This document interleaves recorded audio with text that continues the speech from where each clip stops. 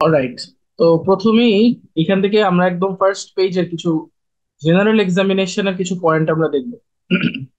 এবং যখন আমরা কোনো হেমাটোলজিক্যাল পেশেন্ট নিয়ে ডিল করব, আমরা যখন হ্যান্ড এক্সামিনেশন করব তখন সবসময় নেইলের দিকে আমরা তাকাবো। যেন এখানে একটা স্পুনিং একটা নেইল দেখা যাচ্ছে। হ্যাঁ, এটাকে বলে কয়েলোনাইকিয়া।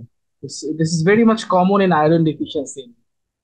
তো যখন আমরা কোনো একটা এলডারলি পেশেন্টের আয়রন ডেফিসিয়েন্সি এনিমিয়া পাবো, স্পেশালি ওল্ড এজের পেশেন্টের যখন আয়রন ডেফিসিয়েন্সি এনিমিয়া থাকে, অনেক সময় অনেকে টেস্ট করতে চায় না, আমরা কিন্তু হ্যান্ড এক্সাম করে বলতে পারি যে এটা আয়রন ডেফিসিয়েন্সি অ্যানিমিয়া নিয়ে আমরা ডিল করছি। এটার দিকে চিন্তা করবো একটু। আর ওল্ড এজের পেশেন্টদের আয়রন ডেফিসিয়েন্সি অ্যানিমিয়া থাকলে অবশ্যই আমাদেরকে কোনোস্কোপি করে দেখতে হবে যে এই পেশেন্ট গুলোর কোনো রকমের ম্যালিগন্যান্সি, অকাল্ট ম্যালিগন্যান্সি আছে। এরপরে আমরা একটু ফেসিয়াল এক্সামিনেশন যদি করি, অনেক সময় দেখা যায় এরকম লিপস এর চারপাশে এরকম কিছু টেলেনজেক্টেশিয়া থাকে। এটা সাধারণত কমন হেরিডিটারি হেমোরেজিক টেলেনজেক্টেশিয়া একটা ডিজিজ আছে। যে ডিজিজে দেখা যায় হচ্ছে আমাদের ব্রেইনে, আমাদের লাংসে, আমাদের লিভার, স্প্লিনে প্রচুর পরিমাণে আর্টারিওভেনাস ম্যালফরমেশন, এবং সেখান থেকে একটা ব্লিডিং এর চান্স থাকে। সো হেরিডিটারি হেমোরেজিক টেলেনজেক্টেশিয়াতে এরকম লিপস এর চারপাশে হেমোরেজিক কিছু এরকম স্পট পাওয়া যায়, টেলেনজেক্টেশিয়া বলে। এই পেশেন্ট গুলো সাধারণত এপিস্টেক্সিস নিয়ে আমাদের কাছে আসে, স্ট্রোক নিয়ে আসতে পারে। হ্যাঁ, অনেক সময় দেখা যায় পালমোনারি হেমোরেজ নিয়ে আসতে পারে। আরেকটা ইম্পর্টেন্ট কোশ্চেন হচ্ছে গাম হাইপারট্রফি। এরকম গাম হাইপারট্রফি সাধারণত লিউকেমিয়াতে পাওয়া যায়, এএমএল, অ্যাকিউট মাইলয়েড লিউকেমিয়া। বা লিউকেমিয়ার পাশাপাশি আরো কিছু কজ আছে গাম হাইপারট্রফি। যেটা হচ্ছে যারা সাধারণত লং টাইম ফিনাইটোইন, একটা অ্যান্টিসিজার মেডিকেশন, এইসব ফিনাইটোইনে গাম হাইপারট্রফি হয়। সো লিউকেমিয়ার পাশাপাশি ফিনাইটোইন, নিফিডিপিন, এরকম কিছু ড্রাগস আছে যেগুলো গাম হাইপারট্রফি করতে পারে। টাং আমরা এক্সামিনেশন করব because it will give you lots of clues. টাঙে অংশ আমরা দেখা যায় গ্লসাইটিস থাকে, স্টোমাটাইটিস থাকে, স্পেশালি এরকম ঠোঁটের কোনায় যদি এরকম থাকে সেগুলোকে বলে সাধারণত অ্যাঙ্গুলার স্টোমাটাইটিস। এবং এগুলো আয়রন ডেফিসিয়েন্সি অ্যানিমিয়াতে খুব বেশি পাওয়া যায়। ফান্ডাসটা আমরা এক্সামিনেশন করতে পারি। অনেক সময় দেখা যায় যে যেসব পেশেন্টদের লিউকেমিয়া থাকে সেই সব পেশেন্টদের ফান্ডাল হেমোরেজ পড়ে, fundal haemorrhage. So ফান্ডোস্কোপি examination is important. রথ স্পট পাওয়া যেতে পারে in case of infective endocarditis. এবং স্কিনে এরকম ছোট ছোট পারপিউরিক স্পট পাওয়া যেতে পারে in case of thrombocytopenia. Abdominal এক্সামিনেশনে we can get mass. You can also examine the joint. সাধারণত হেমোফিলিক পেশেন্ট গুলোর এরকম জয়েন্ট সোয়েলিং নিয়ে আমাদের কাছে আসে। অনেক সময় এরকম গ্যাংগ্রিনাস 2 নিয়ে আমাদের কাছে আসে, থ্রম্বোসাইটোসিস। যখন মায়োপ্রলিফারেটিভ ডিসঅর্ডার হয়, যখন আমাদের বডির ভিতরে সেল কাউন্ট বেড়ে যায়, তখন বিভিন্ন ভেসেলের ভিতরে অক্লুশন হয়ে এরকম গ্যাংগ্রিন ফর্মেশন হতে পারে, মোস্ট ইম্পর্টেন্টলি ইন থ্রম্বোসাইটোসিস।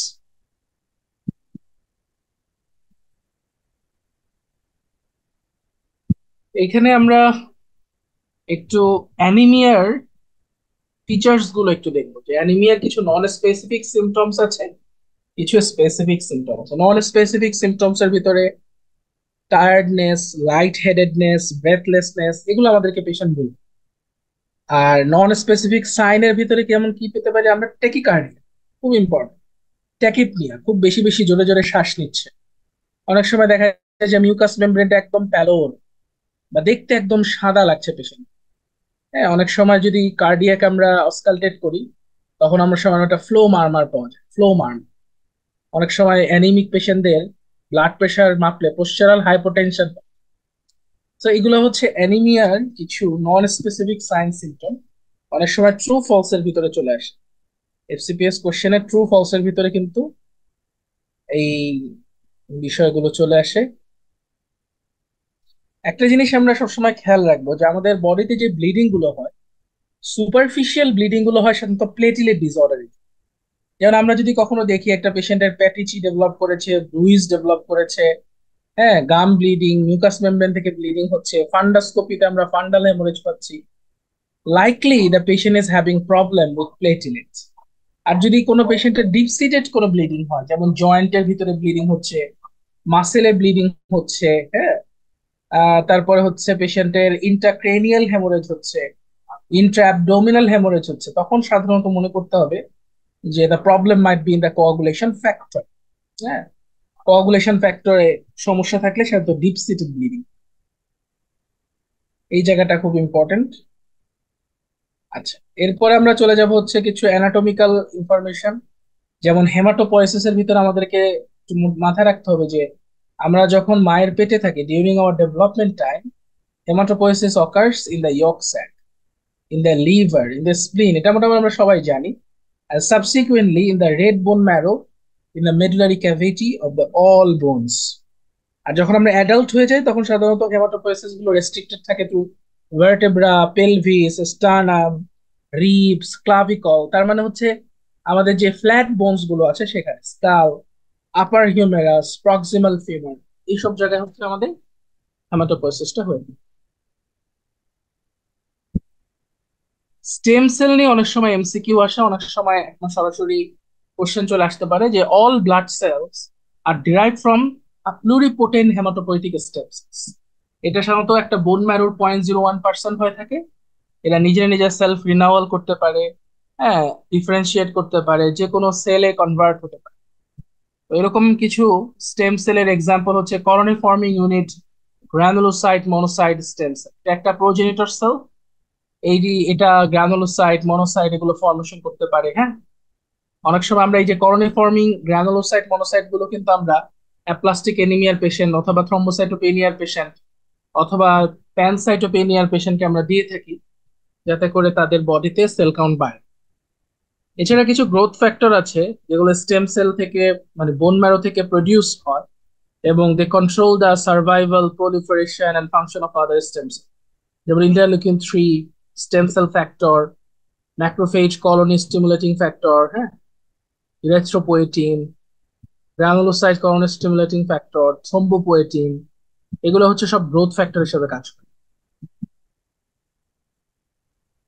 আচ্ছা, তো এখান থেকে মোটামুটি এই লাইনগুলো পড়লেই হবে।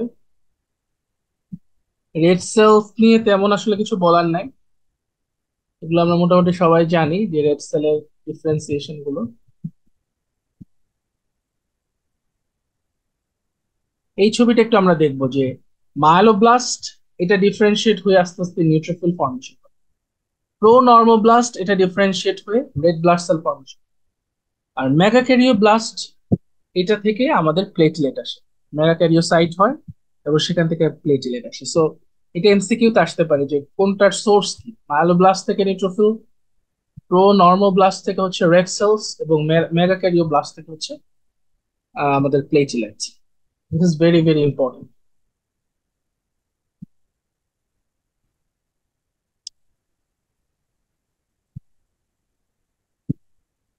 এই ছবিটা ইম্পর্টেন্ট, এখান থেকে কিছু কোশ্চেন আসে। এই যে আমাদের রেড সেলের মেমব্রেন, এই রেড সেলের মেমব্রেনে কিছু অ্যাঙ্কর প্রোটিন থাকে, যেমন অ্যানকাইরিন, বিটা স্পেকট্রিন, হ্যাঁ, গ্লাইকোফোরিন। এই অ্যাঙ্কর প্রোটিন গুলোর ঝামেলা যদি হয় তখন আমাদের সাধারণত এই স্ট্রাকচারাল যে ডিজিজ গুলো সেগুলো হয়ে থাকে। হ্যাঁ, বিশেষ করে এই যে স্পেকট্রিন, এই স্পেকট্রিন এই প্রোটিনটা যদি নষ্ট হয়ে যায় তাহলে সাধারণত দেখা যায় যে এই যে আমাদের যে অ্যানিমিয়া গুলো থাকে, ইলেকট্রোসাইটোসিস, স্ফেরোসাইটোসিস, এই ডিজিজ গুলো মূলত হয় হচ্ছে এই অ্যানকাইরিন এন্ড বিটা স্পেকট্রিন, এই প্রোটিন গুলোর ডেফিসিয়েন্সির জন্য।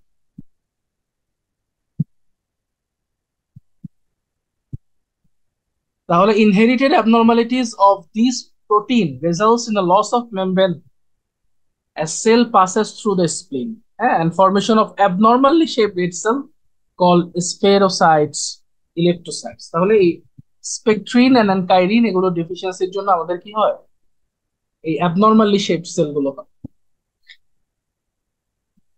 হিমোগ্লোবিনের ভিতরে সবচেয়ে বেশি কোশ্চেন আসে হচ্ছে left shift and right shift. আমি সবসময় মনে রাখি লেফট মানে হচ্ছে লাংস, রাইট মানে হচ্ছে টিস্যু। যখন আমার অক্সিজেন লাংসের কাছাকাছি চলে যায়, হ্যাঁ, তখন যে জিনিসগুলো হয় সেই জিনিস আমরা খেয়াল করে দেখি, কার্বন ডাইঅক্সাইড তখন কমে যেতে থাকে, এসিড কমে যেতে থাকে, হ্যাঁ, টেম্পারেচার কমে যেতে থাকে। আর যখন টিস্যু লেভেলে চলে আসে তখন কার্বন ডাইঅক্সাইড বাড়তে থাকে, টেম্পারেচার বাড়তে থাকে, সবকিছু বাড়তে থাকে।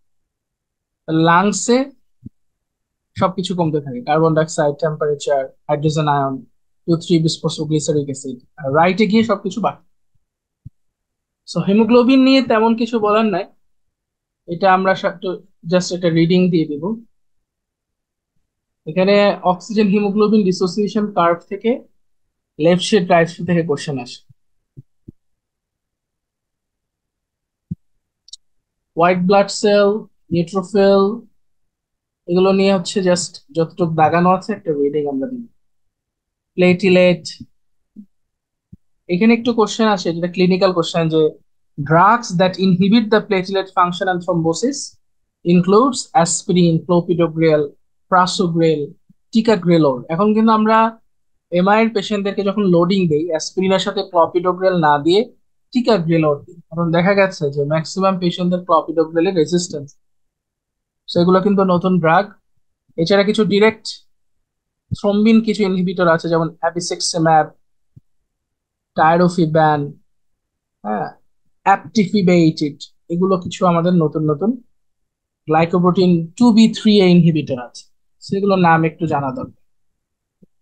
আর প্রত্যেকটা সেলের function not that important, just একটা রিডিং দিলেই হবে। This is our coagulation cascade. হ্যাঁ, intrinsic factor, extrinsic factor, intrinsic and extrinsic পাথওয়েটা কিভাবে অ্যাক্টিভেটেড হচ্ছে, এগুলো নিয়ে এখানে একটু কথাবার্তা আছে।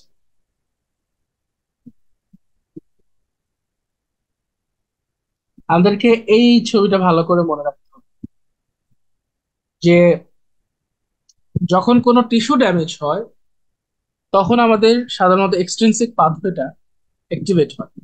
টিস্যু ইনজুরির পরে সেখান থেকে টিস্যু ফ্যাক্টর রিলিজ হয়, টিস্যু ফ্যাক্টর থেকে 7A রিলিজ হয়, 7A থেকে আলটিমেটলি কমন পাথওয়ে অ্যাক্টিভেট হয় এবং প্রথ্রম্বিন থ্রম্বিনে কনভার্ট হয়। আমার মেইন টার্গেট হচ্ছে thrombin formation, because coagulation is actually initiated by formation of thrombin. তাহলে এক্সটেন্সিক পাথওয়েতে আমার আছে কি কি? টিস্যু ফ্যাক্টর 7, 7A আর 10। কিন্তু ইন্ট্রিনসিক পাথওয়ে শুরু হয় হচ্ছে 12, 11, ঠিক আছে, তারপর হচ্ছে আমার 9, 8, 7, এগুলো নিয়ে। এবং আলটিমেটলি সবারই গোল হচ্ছে কমন পাথওয়েটা ফর্মেশন। এবং যখন থ্রম্বিন ফর্মেশন হয় তখন ওখান থেকে থ্রম্বিন কিছু পলিমার ফর্মেশন করে ফিব্রিনোজেন নিয়ে, হ্যাঁ, এবং ওই জায়গাটাতে আস্তে আস্তে কোয়াগুলেশন ডেভেলপ করে।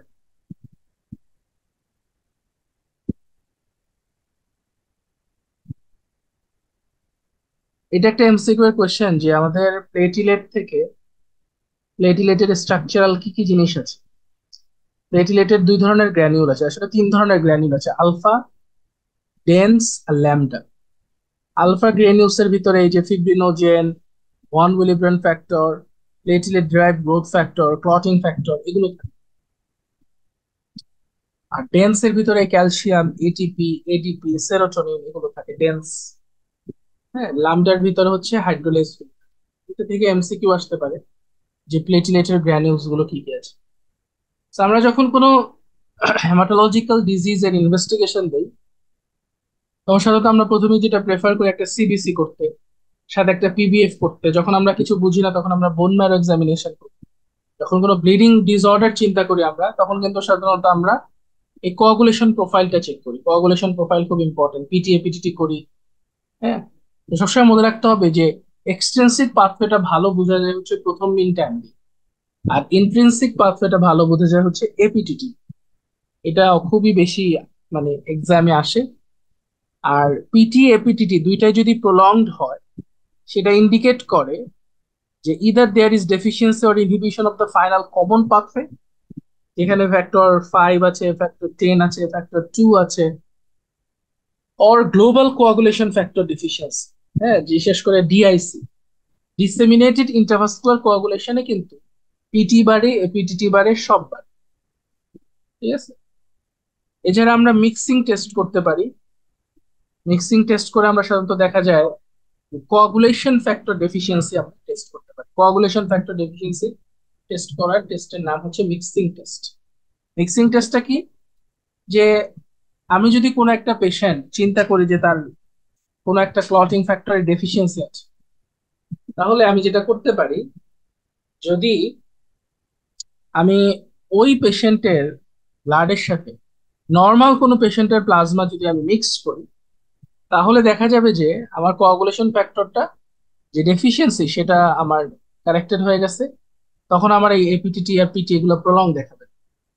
কিন্তু যদি এরকম হয় যে আমি নর্মাল প্লাজমা দেওয়ার পরেও দেখা যাচ্ছে যে আমার পিটি এপিটিটি প্রলং আসতেছে, তার মানে বুঝতে হবে যে যে পেশেন্টের ব্লাডটা আমি সাথে আমি নর্মালটা মিক্স করলাম, তো যে পেশেন্টের ব্লাডটা আমি মানে কন্ট্রোল হিসেবে ধরেছি, সেই পেশেন্টের ব্লাডে অবশ্যই এই কোয়াগুলেশন ফ্যাক্টরের এগেনস্টে কোনো ইনহিবিটর আছে, যে ইনহিবিটর গুলো আমি যতই ভালো প্লাজমা দেই না কেন তার এগেনস্টে আমার ব্লাডটাকে কোয়াগুলেট করে ফেলছে। So this is mixing test. এটা অনেক সময় আমরা বিভিন্ন এক্সামে পেয়ে থাকি। সো ডিআইসি তে কি কি হয়, প্লেটলেট কমে যায় because there is consumption coagulopathy, coagulation factor গুলো কমে যায়, থ্রম্বোসাইটোপেনিয়া হয়। আবার ওদিকে পিটিএপিটিটি দুইটাই বাড়ে, ডি ডাইমার বাড়ে, এফডিপি বাড়ে, হ্যাঁ, ফিব্রিনোজেন কমে। এগুলো আমরা আস্তে আস্তে সামনে পড়বো। আমরা আয়নার চেক করি। হুম,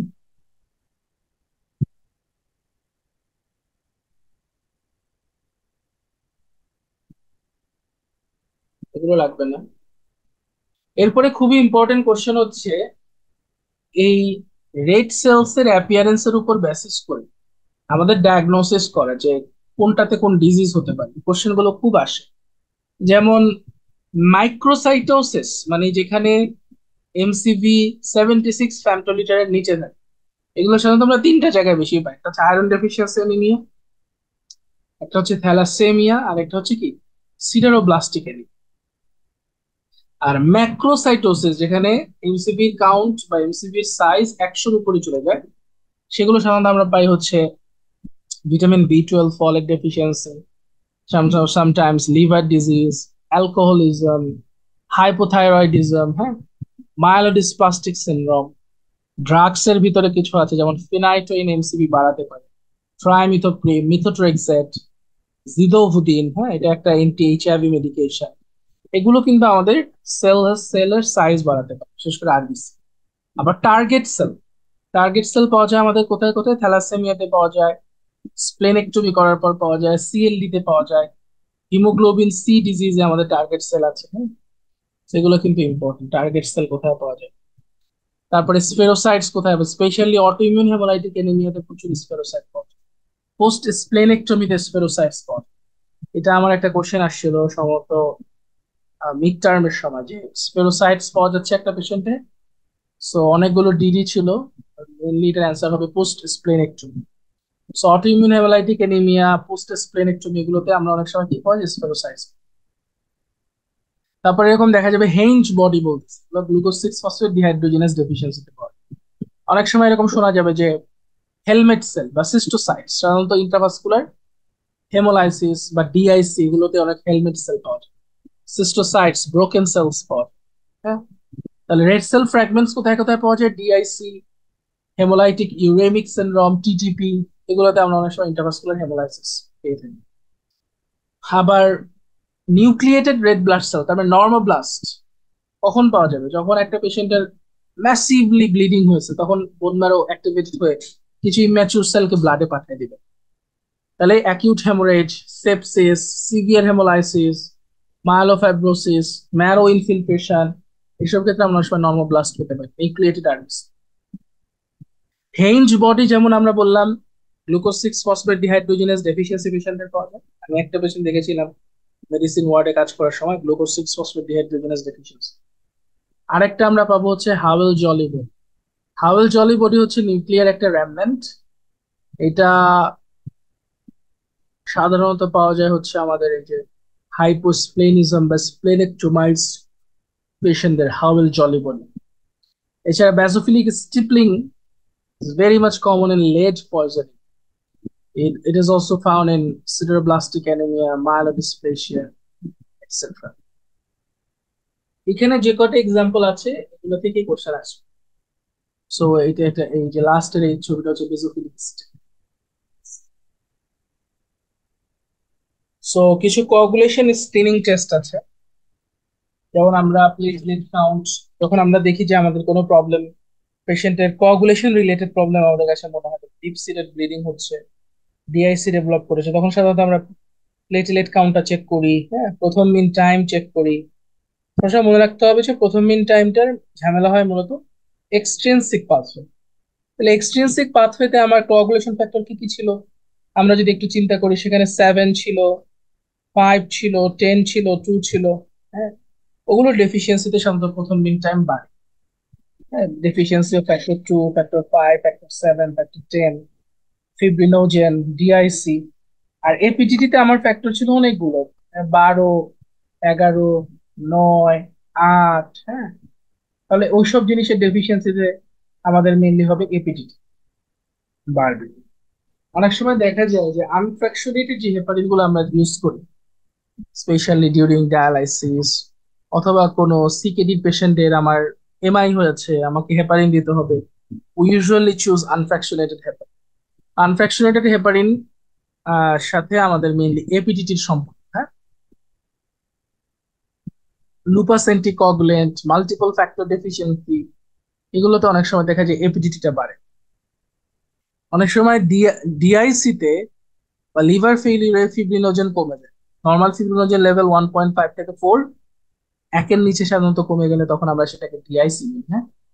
এছাড়া থ্রম্বোফিলিয়া হতে পারে, থ্রম্বোফিলিয়াতে আমরা সিবিসি করি, আমরা এন্টিথ্রম্বিন লেভেল দেখি, protein C, protein S check করি, অ্যান্টিফসফোলিপিড অ্যান্টিবডি গুলো চেক করি, হ্যাঁ। আমরা অনেক সময় জেনেটিক টেস্টিং করি, যেমন ফ্যাক্টর ভি লেইডেন টেস্ট করি। আমরা অনেক সময় জ্যাক 2, V61, 617F মিউটেশন করি, কার্ল মিউটেশন করি, কার্ল এমপিএল মিউটেশন করি, হ্যাঁ। জেনেটিক টেস্টিং গুলো আমরা অনেক সময় থ্রম্বোফিলিয়াতে করি, কার্ল, এমপিএল, জ্যাক 2 মিউটেশন, হ্যাঁ, ফ্যাক্টর ভি লেইডেন।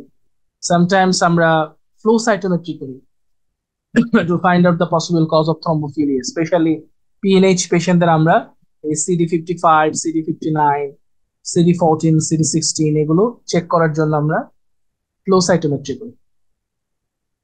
এখানে আমরা জাস্ট এগুলো একটু রিডিং দিব, যখন আমরা ডিজিজ ওয়াইজ পড়বো তখন এগুলো আবার আসবে।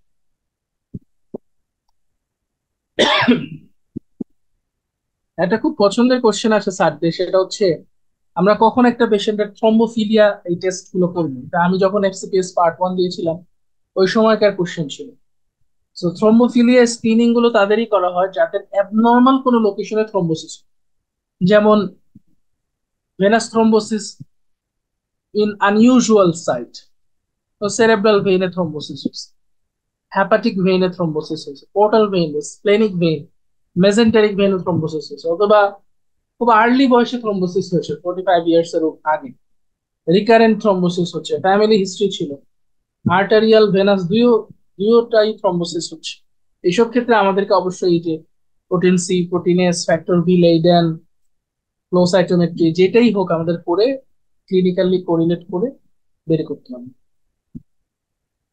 এখন আমরা আসি যে হেমাটোলজিক্যাল ডিজিজ যাদের আছে, এসব পেশেন্টদের প্রেজেন্টিং প্রবলেমটা কি। অ্যানিমিয়া নিয়ে আসতে পারে এই পেশেন্ট গুলো আমাদের কাছে।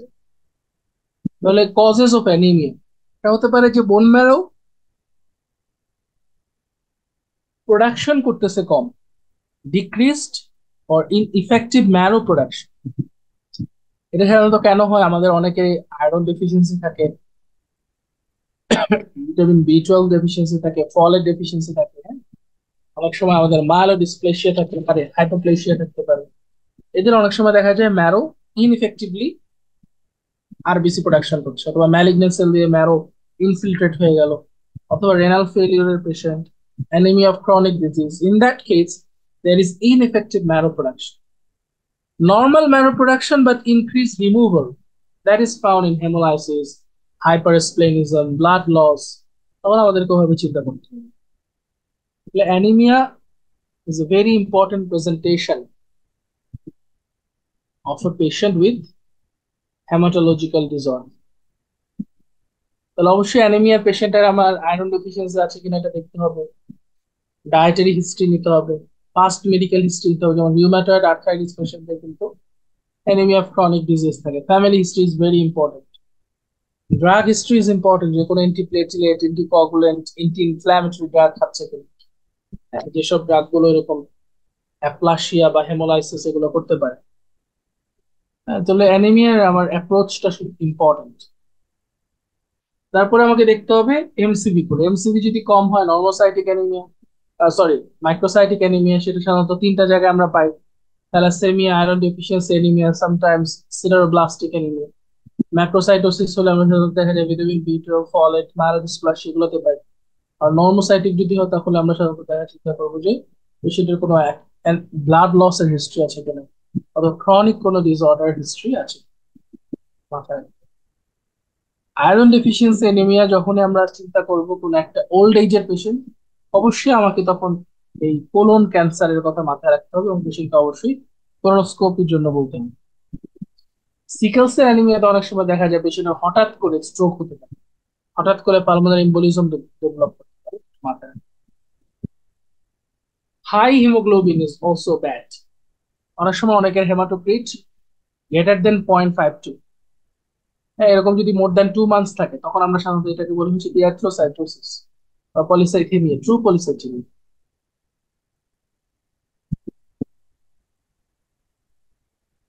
এখানে একটা সিনড্রোম আছে, গেজ বক্স সিনড্রোম, যে erythrocytosis with raised hematocrit but red cell mass normal, plasma volume reduced, and this is associated with hypertension, smoking, alcoholism. এটাকে বলে Gaisbock syndrome. It's very very important.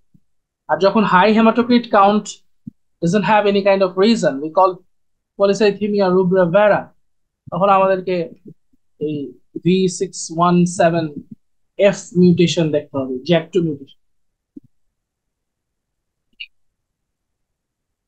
এই যে polycythaemia পেশেন্টের কিন্তু arterial thrombosis হয়, venous thrombosis হয়, তারপরে গোসল করার পর প্লুরাইটিস এর মতো হয়। হ্যাঁ, এই পেশেন্ট গুলো হেপাটোস্প্লেনোমেগালি থাকতে পারে, গাউট থাকতে পারে, অনেক কমপ্লেইন থাকতে পারে। তো অ্যানিমিয়ার পরে leucopenia can be a presentation. এই ছকটা খুবই খুবই important. This a very good approach of anaemia based on MCB. প্রথমে আমাদেরকে লক্ষ্য করতে হবে যে পেশেন্টের এমসিবিটা কিরকম, এবং এর পাশাপাশি আমরা একটু পিবিএফ টা করব, রেটিকুলোসাইট কাউন্ট করব। যে দেখে পেশেন্টের এমসিবি বেশি এবং পিবিএফ এ দেখা যাচ্ছে যে তেমন কিছু নাই, কিন্তু রেটিকুলোসাইট কাউন্ট ইজ হাই, তাহলে আমাকে চিন্তা করতে হবে whether the patient is having any kind of bleeding or there is hemolysis। তাহলে এমসিবি যদি নর্মাল হয় or লো হয় তাহলে কি হতে পারে? হাইপোক্রোমিয়া হতে পারে, এমসিএইচ কম থাকতে পারে, এমসিবিও লো, এমসিএইচ ও কম। তখন আমাদেরকে ফেরিটিন করে দেখতে হবে যে পেশেন্টের আয়রন ডেফিসিয়েন্সি অ্যানিমিয়া আছে। অথবা হাইপোক্রোমিয়া অথবা মাইক্রোসাইটোসিসের আরেকটা কারণ ছিল আমাদের থ্যালাসেমিয়া। তখন কিন্তু আমরা অনেক সময় টার্গেট সেল পেয়ে থাকি। হ্যাঁ, অনেক সময় আমরা কি পেয়ে থাকি? টার্গেট। অনেক সময় লেট পয়জনিংও কিন্তু হাইপোক্রোমিয়া হতে পারে। তো আমরা টার্গেট সেল যখন পাবো এবং পেশেন্টের হাইপোক্রোমিয়া থাকবে, তো thalassaemia is a possibility. We have to do haemoglobin electrophoresis. Haemoglobin electrophoresis যদি করি, সেখানে যদি হিমোগ্লোবিন A2 বাড়ে, তার মানে এটা বিটা থ্যালাসেমিয়া। আর যদি হিমোগ্লোবিন A2 নর্মাল থাকে তাহলে এটা অ্যালফা থ্যালাসেমিয়া, ফ্যামিলি হিস্ট্রি। অনেক সময় দেখা যায় যে এমসিবি বেশিও থাকতে পারে, কমও থাকতে পারে, ডাইমরফিক। অনেক সময় এমসিবি খুব একটা স্পেসিফিক কিছু নাই, ফেরিটিন করেও দেখা গেল যে ফেরিটিন নর্মাল অথবা হাই। তখন আমাকে চিন্তা করতে হবে যে am I dealing with anemia of chronic disease? So this is very very important.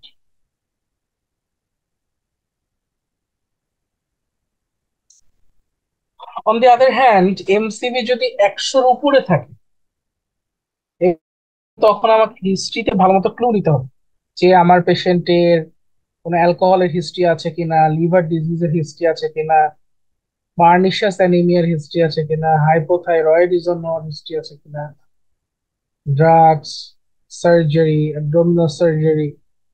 This was very important. এরপরে আমরা সিবিসির সাথে সাথে পিবিএফ করে ফেলি। আর যে রেটিকুলোসাইটও করতে পারি আমরা।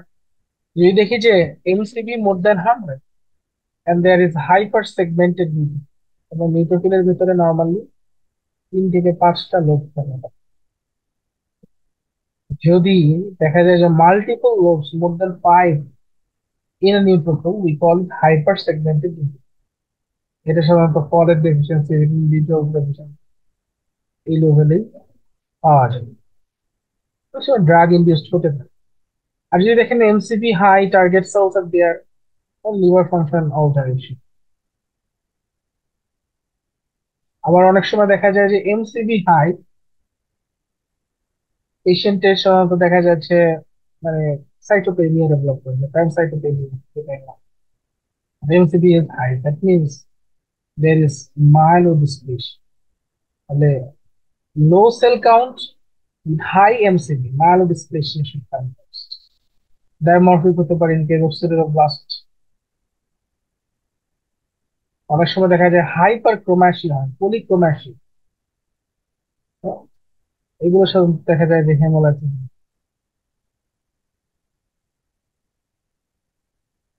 এবং হেমোলাইসিস যদি হয় তাহলে কিন্তু আমরা এই যে স্টেরোসাইটস, তারপরে ফ্র্যাগমেন্টস অফ সেলস, লিচ, এগুলো আবার আমরা পাবো। এই ক্লাসিফিকেশনটা খুব ইম্পর্টেন্ট। হ্যাঁ, কজেস অফ ইরেথ্রোসাইটোসিস।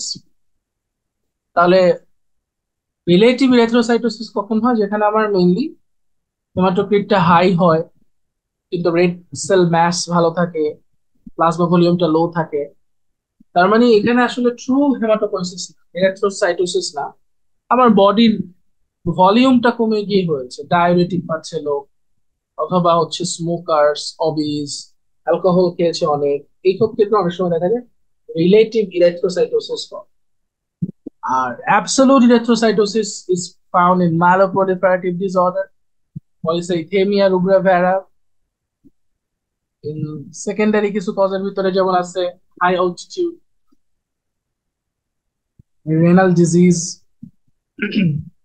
কিছু টিউমার আছে যেখানে ইরেথ্রোসাইটোসিস হয়, যেমন hepatoma, fibroid, bronchogenic carcinoma, phaeochromocytoma, cerebellar haemangioma. এই ক্ষেত্রে অনেক সময় দেখা যায় যে পেশেন্টের ইরেথ্রোসাইটোসিস থাকতে পারে। এটা খুবই খুবই ইম্পর্টেন্ট যে কি কি কারণে নিট্রোফিলিয়া, নিট্রোপেনিয়া, ইউসিনোফিলিয়া, বেজোফিলিয়া, মনোসাইটোসিস এগুলো হয়, আসে। তাহলে আমরা মোটামুটি সবাই জানি যে নিট্রোফিলিয়া ব্যাকটেরিয়াল ফাঙ্গাল ইনফেকশন হতে পারে after any kind of surgery, even after MI embolism, এরপরে কিন্তু একটা নিউট্রোফিলিয়া হতে পারে after MI and embolism. Gout, RA, ulcerative colitis, Crohn's, solid tumour, Hodgkin lymphoma, polycythaemia, CML, এগুলোতে সাধারণত দেখা যায় নিউট্রোফিলিয়া। নিউট্রোপেনিয়া হয় ভাইরাল ইনফেকশন, ব্যাকটেরিয়ালের ভিতরে স্যালমোনেল্লা, প্রোটোজোয়ার ভিতরে ম্যালেরিয়া, এগুলো নিউট্রোপেনিয়া। হ্যাঁ, অটোইমিউন কানেকটিভ টিস্যু ডিসঅর্ডারস আছে, এরা নিউট্রোপেনিয়া।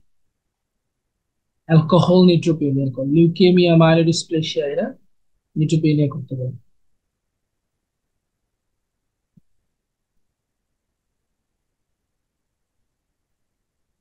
আর ইউসিনোফিলিয়া করতে পারে কারা কারা?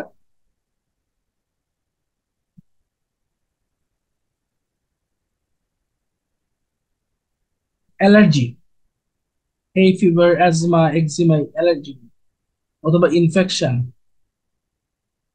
ড্রাগ হাইপার সেন্সিটিভিটি যেমন কোল্ড, সালফোনামাইডস, ভ্যাসকুলাইটিস যেগুলো আছে, শার্গস্ট্রস, ওয়েজনার্স, পলিআর্টারিটিস নোডোসা, এগুলোতে eosinophilia. Solid tumour, lymphoma, acute myeloid লিউকেমিয়াতে অনেক সময় eosinophilia. Basophilia usually found in polycythemia rubra vera, CML, acute hypersplenism, ulcerative colitis, এগুলো।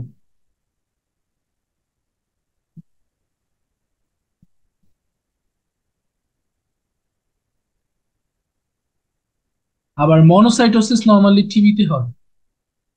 কানেকটিভ টিস্যু ডিসঅর্ডারে হয়, solid টিউমারে হয়, সিএমএল এ হয়, monocytosis CML. Lymphocytosis in viral infection, in a lymphoproliferative disorders. So অনেক সময় পোস্ট স্প্লেনেক্টমিতেও লিম্ফোসাইটোসিস থাকে। লিম্ফোপেনিয়ার অনেক cause, one of them is inflammation, lymphoma, sarcoidosis. Sarcoidosis এর কিন্তু lymphopenia হয়। Sarcoidosis, renal failure, steroids, severe combined immune deficiency infection.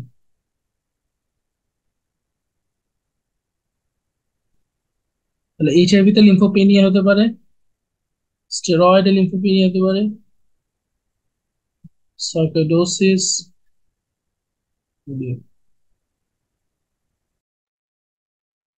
একটা এমসিকিউ আসবে, সেটা হচ্ছে drugs that can induce neutropenia, this is very very important. তাহলে নিউট্রোপেনিয়া করতে পারে এমন কি কি ড্রাগ আছে, যেমন কোল্ড পেনিসিলামাইন, কার্বিমাজল, প্রোপাইলথাইরোসিন, কুইনিডিন, তারপরে ক্যাপটোপ্রিল, ইনারাপিল, নিফেডিপিন। নিফেডিপিন কিন্তু গাম হাইপারট্রফি করে, আবার এখানে নিউট্রোপেনিয়া। অ্যান্টিডিপ্রেসেন্টস যেগুলো, যেমন amitriptyline, anti malarial, pyrimethamine, dapsone, chloroquine, anticonvulsant ভিতরে ফিনাইটোইন, ভ্যালপ্রয়েট। এগুলো একটু মাথায় রাখতে হবে। লিম্ফেডেনোপ্যাথি হতে পারে কি কি কারণে, এটা খুব ইম্পর্টেন্ট। ফিনাইটোইন কিন্তু লিম্ফেডেনোপ্যাথি করে, অ্যামাইলয়েডোসিস, সার্কোইডোসিস লিম্ফেডেনোপ্যাথি করে, আর এএসএল লিম্ফেডেনোপ্যাথি করতে পারে। এছাড়া লিউকেমিয়া, লিম্ফোমা তো আছেই, প্রাইমারি ম্যালিগন্যান্সি অথবা সেকেন্ডারি ম্যালিগন্যান্সি, এবং সরাসরি ইনফেক্টিভ কজ যেগুলো, স্ট্রেপ্টোকাল টিউবারকুলোসিস, অ্যাবস্টেন বার ভাইরাস,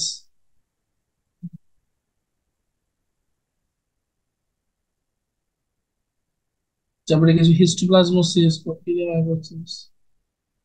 ফিনাইটোইনের কথাটা ভোলা যাবে না। স্প্লেনোমেগালি নিয়ে অনেক সময় আমরা পেশেন্ট পাই। স্প্লেনোমেগালির কজ গুলো একটু ভালো করে জানতে হবে। তাহলে কিছু কনজেস্টিভ কজ আছে, যেমন portal hepatitis, cirrhosis, hepatic vein occlusion, portal vein thrombosis, splenic vein thrombosis, এগুলো সব হচ্ছে হেপাটিক পোর্টাল হ্যাপাটাইটিস। কার্ডিয়াক কজের ভিতরে কার্ডিয়াক ফেলিউর, কনস্ট্রিক্টিভ পেরিকার্ডাইটিস যেটা। ইনফেক্টিভ এর ভিতরে তো অনেক কিছু আছে, ভাইরাল, ব্যাকটেরিয়াল, জল। সো ইনফেক্টিভ এর ভিতরে কি কি আছে, ব্যাকটেরিয়ার ভিতরে এন্ডোকার্ডাইটিস থেকে স্প্লেনোমেগালি হতে পারে, স্যালমোনেল্লা থেকে জাস্ট পালপাবল স্প্লিন হতে পারে, সেপসিস, টিবি। ভাইরালের ভিতরে Epstein Barr virus, cytomegalo virus, ম্যালেরিয়ান কালাজ্বর, ম্যালেরিয়া, ট্রাইকোনোসোমিয়াসিস, কালাজ্বর।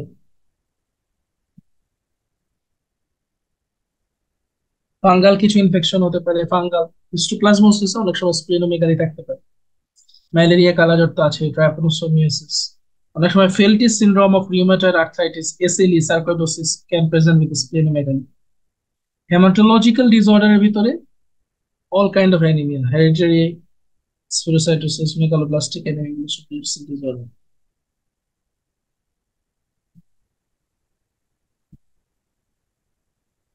হ্যাঁ, অটোইমিউন হেমালাইটিক অ্যানিমিয়া তো বললামই। Myeloproliferative disorders, neoplastic disorders, non thrombocytopenic purpura, this is very important. যে আমার বডিতে পারপিউরা আছে কিন্তু ব্লিডিং, আমার আমার হচ্ছে থ্রোম্বোসাইট কাউন্ট ভালো। এটা হতে পারে ফ্যাকটিশাস, এটা হতে পারে সেনাইল, এটা হতে পারে হেনক্সোলেন পারপিউরা।